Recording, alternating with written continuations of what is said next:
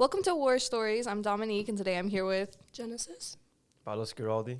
Melissa Bruxese. Sofía Colmenares. Today our topic is pretty general but pretty large scale. War, but specifically the tragedies that come with it. The art and philosophies and stories that it's inspired. So let's start with the Greeks. Greek times were filled with tragedies. One of its most famous tales comes from Homer's Iliad, specifically the Trojan War. The story is very long, but it's riddled with tragedies. We'll focus on Achilles, Hector, and Patroclus for now.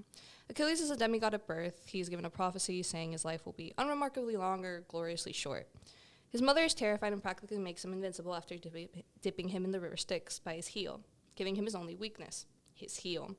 He grows up, blah, blah, blah, and becomes an insane warrior. Along the way, he meets Patroclus, a possible friend or lover, and the Trojan War begins. He's on the side of the Greeks and faces Troy, led by their prince Hector. Achilles fights with his leader, Agamemnon, and decides to leave the battle. Unfortunately, Patroclus takes his place and is killed by Hector.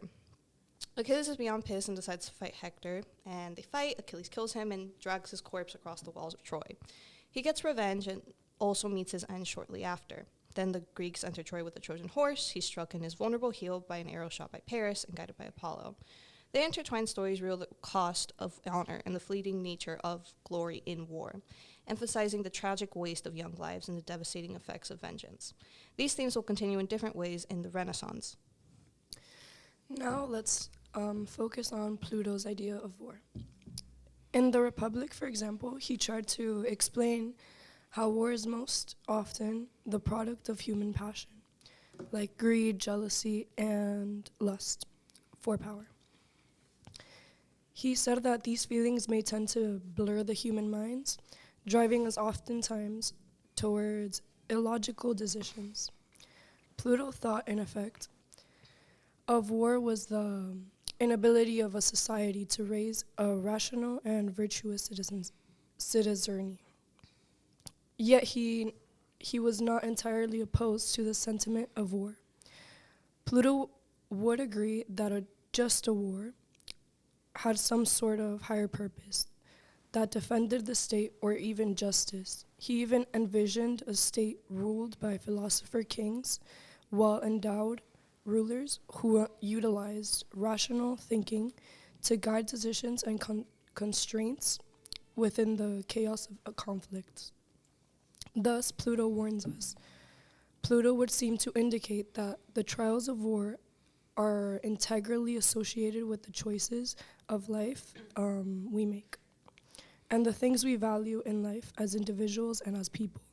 If somehow we would manage to subordinate our baser emotions to rational judgment and virtue, perhaps we could avoid tragedies so often accompanying war.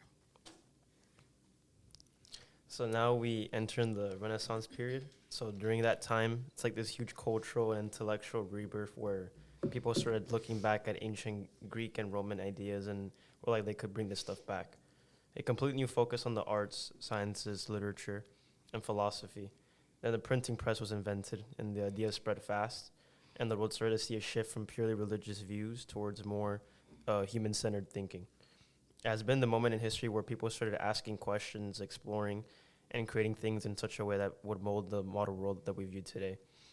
For example, music is a type of art, especially during this period, and we can take Giovanni Perluigi de Palestrina, for example, in which he was an Italian composer of late Renaissance music and was known for his beautiful compositions, especially his masses and motets. His style is especially notable because it followed the set by the Catholic Church at the time during the Counter-Reformation, where church leaders were concerned that music was becoming too complicated and distracted from the sacred words, but his work balanced beauty with simplicity in a way that satisfied these leaders. You can take the Sacred Service as one of his examples based on Psalms. And this also and this ties back to the Renaissance period because his music in the Renaissance era is the Renaissance sound. Like they're all bringing back old school ideas at the time, such as harmony and balance, and making things feel clear and human-centered, even in religious music.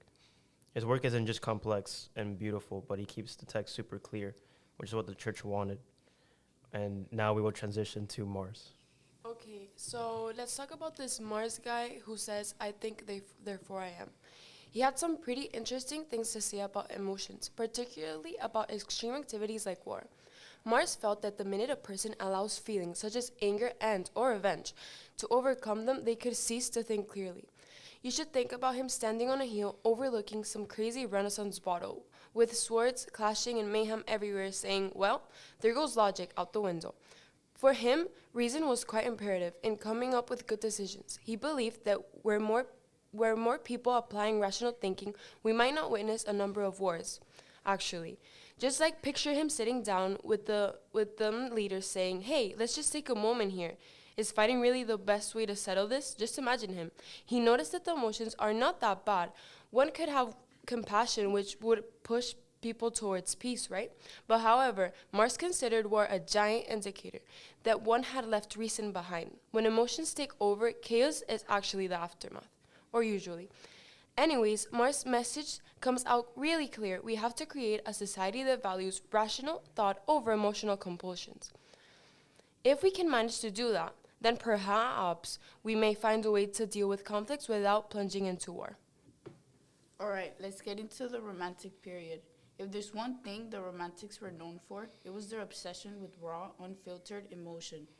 And that included the tragedies of war. Unlike earlier periods that might show war as heroic, noble thing, Romantic artists were like, nope, we're going to show the ugly and heartbreaking side. Take Francisco Goya's painting, the 3rd of May, 1808. It's not a scene of victory. It's civilians about to be executed by soldiers, faces full of terror, hands up in surrender. You feel the horror and helplessness just looking at it. Goya wasn't sugarcoating anything. He wanted people to confront the reality of war and to feel something powerful, like empathy, sadness, maybe even anger. This approach was new. Romantics believed that emotions were essential to understanding life, even the painful ones. Philosophers like David Hume thought our feelings shape how we see the world, so they'd probably say Goya nailed it. By focusing on emotion, Romantic artists wanted people to feel the tragedy of war, not just see it from a distance. They wanted to ask, is it really worth it? It's art that sticks with you because it doesn't let you look away from the human's cost. Anyways, we're out of time. Thank you for listening to War Stories, and we'll catch up next time.